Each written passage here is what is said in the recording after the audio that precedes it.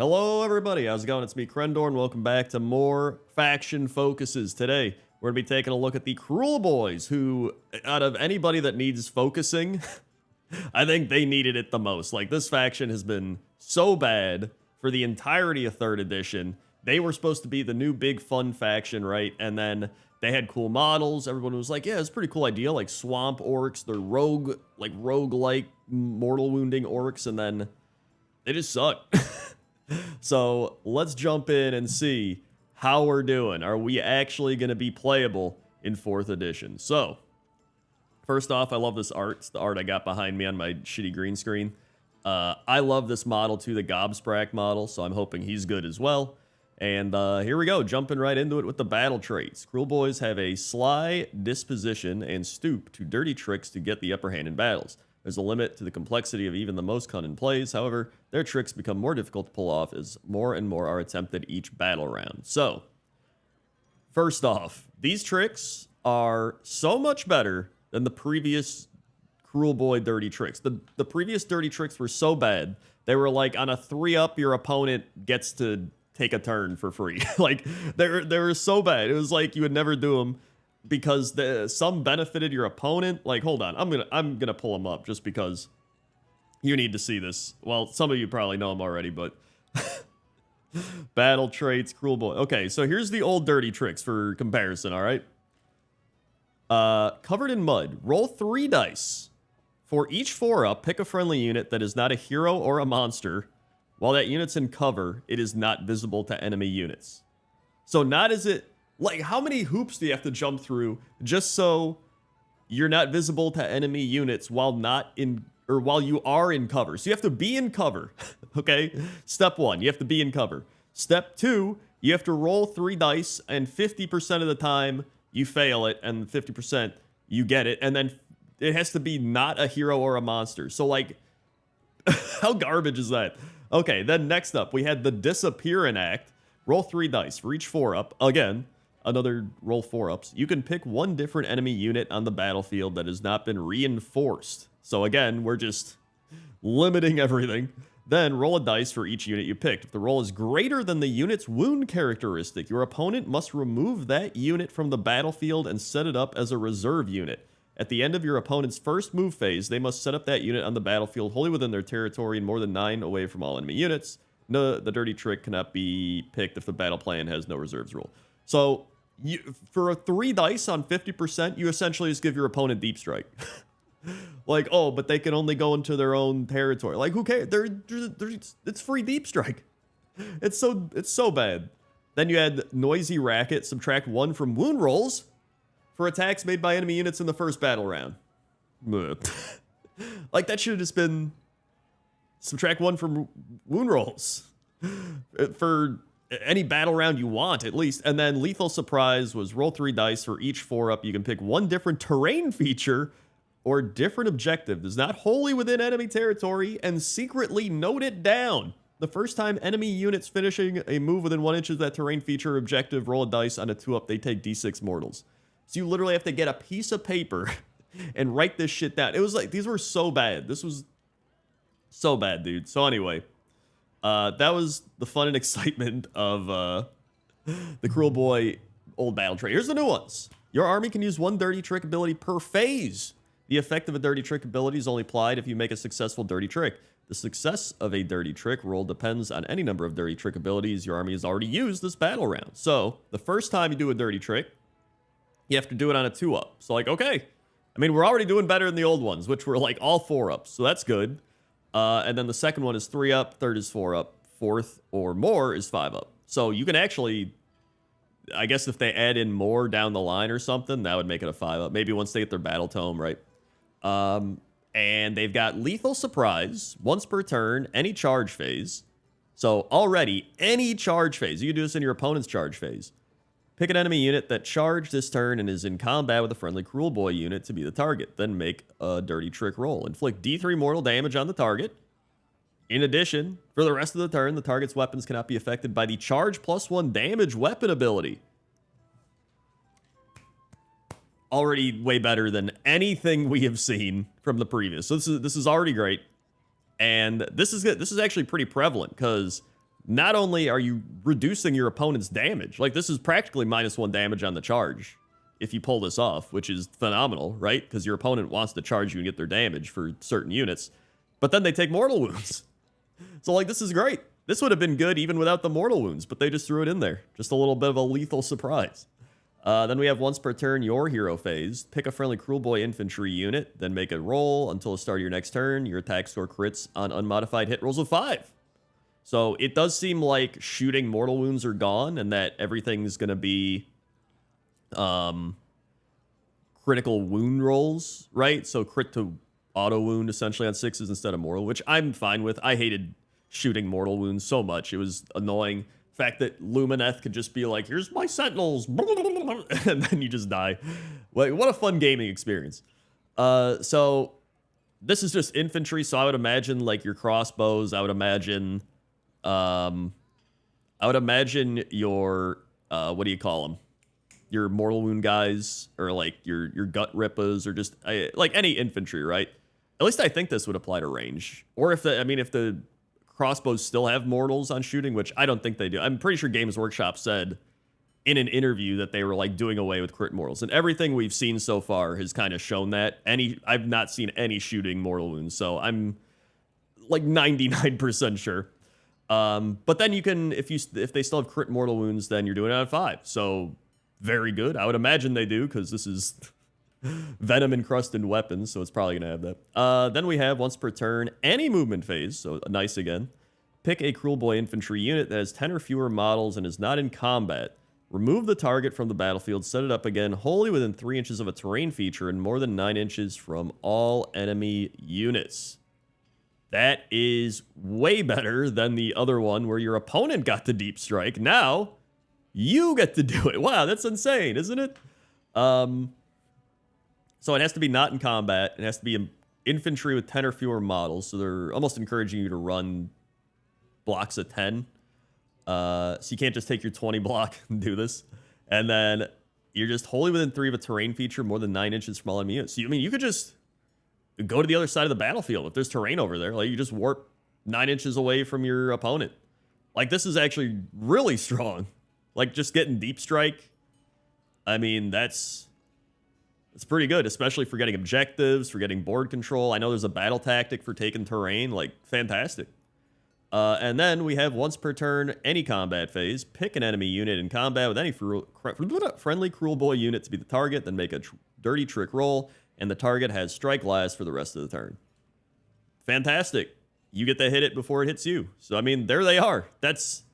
Every one of these is better than all of the other ones we just read out combined. Like, they're actual playable battle traits. These are actually playable. And the fact that you can like do all of them, they just get progressively harder. I actually like that system a lot. I think it's cool. Like, they can keep doing the tricks. They just get more difficult. But, your first trick's going to be on a 2-up, so you'll roll some 1s sometime. And I know some people are like, why do you have to roll the 2-up? Like, listen, it's a dice game. All right, that's the whole point of the fun, is like, it's a dice game. It's simulating like a battle. I mean, I like to pretend like it's a real battle, which is why I enjoy the dice, and say, somebody tries to do the lethal surprise and then he slips and falls in the mud and he's like, bleh, and then that's him rolling a 1, right? It's like D&D. It's like anything. You roll a 1, you fail. And I think that's part of the fun. It's like you're tying together a war game with like a role play game, the dice rolling aspect. Like, that's what makes the game, is rolling dice and lowering your chance of something not happening, or increasing your likelihood of success and decreasing your likelihood of something bad happening, right? Like, that's the fun of the dice game. And then sometimes goofy things happen, and then you can role play it out in your head. You're not just like, I rolled a 1, my calculations were. You could be like, oh, my dumbass orc just slipped in the mud and broke his hip, and now I don't get to do my lethal surprise. Like, you'd have fun with it, right? Imagine having fun. Now we can go to battle formations. Swamp Shroud. Friendly Kruelboyz units that are wholly within 3 of a terrain feature are not visible to enemy units that are more than 12 inches away from them. Wow, it's like that battle trait we just read, but it's actually good, and you don't have to roll 50% of the time, and it's cool. I mean, I don't know what the other battle formation sub-faction things will be, but it's not bad. I mean, you just stand by a terrain feature, and then you can't get shot. Or even some spells probably get, because a lot of spells are like pick a visible unit. So I mean, if you're standing by terrain, you're like, can't see me, can't hit me with spells. So I mean, that's pretty cool. Lore of the Swamp. Pick a friendly Kruelboyz wizard. Goes off on a 7. 2d6, wholly within 18. Subtract 1 from the attack characteristic of the target's weapons until the start of your next turn. I mean, that's pretty good. Things attack less, they hurt you less. That's good. It is wholly within 18, but like, that's still a decent range. And then here we go. My Gobsprat. In fact, I got him right here. I've been painting him up. Here's my Gobsprat. I don't know if you can, I'm going to maximize this just so you can see. Okay, you can kind of see him, right? The shitty green screen's like blocking it out a bit. There he is. You see him? I've been working on him. Painting him up a bit. Still got to do the guy on top, but there you go. That's my Gobsprat. I've been painting him in anticipation for him being good. So let's see if he's actually good. So I'm going to pull up his War Scroll from his old War Scroll. All right. So previously, he was a 14 wound model, still is. 5-up save, still is. He had 14-inch move that bracketed down to 12, and then 10, and then 8. Now he's just 12, which I will gladly just take a solid 12-inch move that doesn't bracket over bracketing. And then, did he have a ward? Now he has a 6-up ward. And he was a wizard 2. I believe he was a wizard 2. Yes, he was. But I don't believe he had a 6-up ward. Everything I'm looking... Oh, wait, he did. Never mind, I'm dumb. Okay, so he's got a 6-up ward. So he's pretty squishy, 5x6. But let's see what else he's got. So, he used to have 4 attacks. Now he has 3 attacks. So let's see what they squished together here. He's got the Stinger, which is 1 attack, 3x2, 1 Ren, d6 damage, crit mortal, companion. It used to be 1 attack, 3x2, bracketing down to 5. So 3x5. Oh my god. 1 Ren, d6 damage. So it looks like they do keep the crit mortals, which is nice in this edition that seems like mortal wounds are less frequent, I would say. At least the range ones. I don't know. Maybe melee's still up there. And then we have the Bogbark Staff, which is now the Demon Finger Staff. This used to be 2 attacks, 3s x3s, 1 Ren, d3 damage. Now it's 3 attacks, so they gave it an extra attack. 4s x3s, harder to hit. No Rend, d3 damage, but you get +1 Rend, and obviously crit mortal if you're fighting a wizard. So you get the Rend back if you're fighting a wizard. So they really want this guy to, like, go hunt wizards. Like, he hates wizards. He can mess them up. He can unbind shit. And then we have the Kill a Beak Talons and Kill a Beak Talons and Beak, which used to be 5 attacks, bracketing down to 4, 3, and 2, which is terrible. 4s x3s, now it's 4s x2s. Pog. 1 Ren, 2 damage, and 2 damage. And now it's Anti-Wizard 1 and a companion attack. So now you can actually get this thing to, what is that, 7 attacks, 4s x2s, 2 Ren, 2 damage? You're not getting crit mortals on it, but like 2 Ren, 2 damage, still pretty solid, especially on 7 attacks. And then his other attack was just a backup stab, 2 attacks, 4s x4s, 1 damage. They got rid of it. I don't care. The fact that you can get 7 attacks and it brackets down to 5. That's the only thing that brackets on his War Scroll now, which it brackets down to what it used to be. So like it's not even that insane. I think that's a solid profile. Like, he seems like he can actually do some decent damage now that his beaks don't bracket down to, like, nothing. And he gets more attacks, and he's wounding better. I like this guy. I think he's got a solid melee profile, especially if he's fighting, like, wizards. Because usually wizards are going to be a 5-up save-ish anyway. So, I mean, you're probably, with your +1 Ren there, you're probably making them save on 6s or just going straight through their armor. So that's pretty nice. Then we have the once per battle reaction, opponent declared a spell. You can use the Unbind ability and roll 3d6 instead of 2d6. So they kept that. That's nice. I like that. That's fun. Pick an enemy unit in combat with this unit to be the target. Roll a dice. If it exceeds the target's health, 1 model in the target unit is slain. So, I mean, if you're fighting a 5-wound hero and you decide to go, like, it's a wizard, right? And you decide to try and roll a 6, maybe you just can eat them right out. That'd be kind of funny. Or, I mean, you could probably just go into infantry. I mean, 7 attacks, 4x2, 1 rend, 2 damage. That's still killing a lot of shitty infantry stuff. So, I mean, you maybe. Mork says no. Passive. Each time this unit unbinds a spell, inflict D3 mortal damage on the caster. If the unbinding roll is 10+, inflict D6 mortal damage on the caster, which, he used to have that as well. In fact, it's like exactly the same. But that's still really strong. Anytime somebody casts a spell, they just take mortal wounds if you unbind it. And then you can make sure you can unbind it by rolling 3d6. So that's, I mean, pretty good. Plus, it seems like +1 to cast is plus to cast bonuses are far less prevalent now across the board.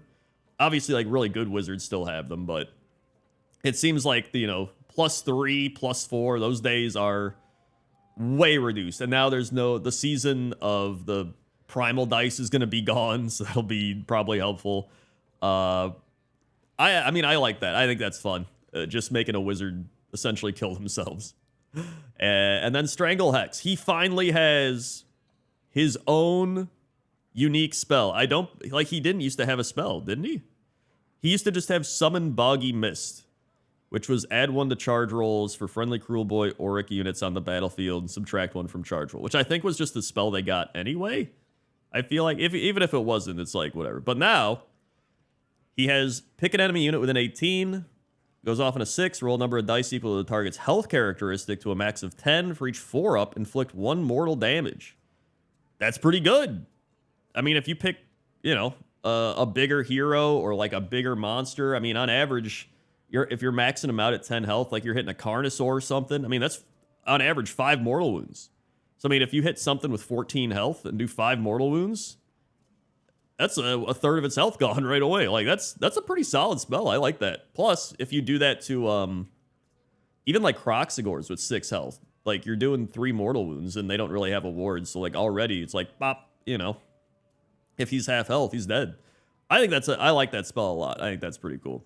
So Wizard 2, Fly, Ward 6, War Master, Unique Hero Monster.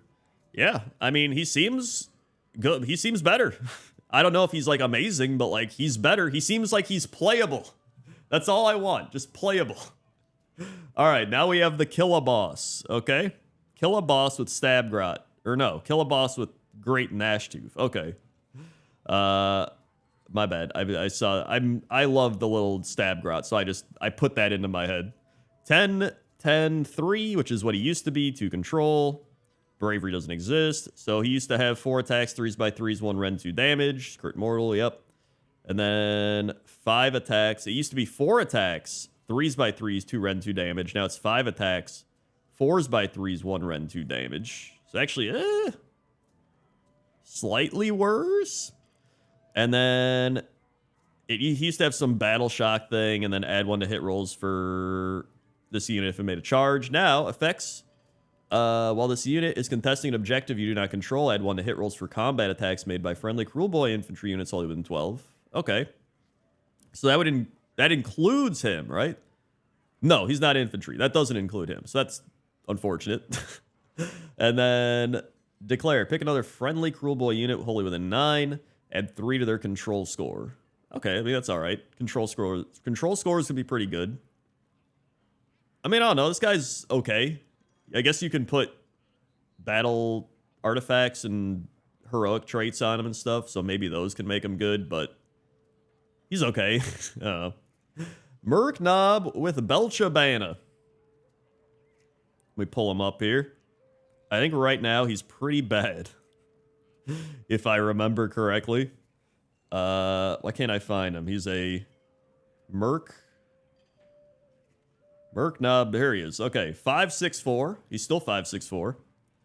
He used to be 3 attacks, 3s/3s, 1 rend, 2 damage. Now he's 4 attacks, 4s/3s, 1 rend, 2 damage with the crit mortal. Honestly, the extra attack's nice because you get an extra chance of getting the mortals. He used to have Power Kragnos, which he still does. It's friendly Kruelboy units have a ward of 6 up, wholly within 12. Used to be friendly Kruelboy Auric unit, wholly within 12. That is affected by spell or ability of an endless spell. Roll a dice and a 5-up, ignore the effect of the thing. So yeah, I mean, I'll take a 6-up ward over that. Very good. And then Breath of the Mire Drakes. Pick an enemy unit in combat with this unit to be the target. Roll a dice for each target. Or each enemy unit in combat. Okay, on a 1, does nothing. 2 to 5, a mortal. On a 6, D3 mortals. Used to be, at the start of the combat phase, roll dice for each enemy unit, and then 3 and a 1. So, like, it's pretty much the same. Honestly, the ward save is the biggest thing. Giving out a 6-up ward to everything wholly within 12 is fantastic. Especially for an army that doesn't save very well. This guy's on a 3-up, but I feel like most things are probably 4s and 5s. So, not bad.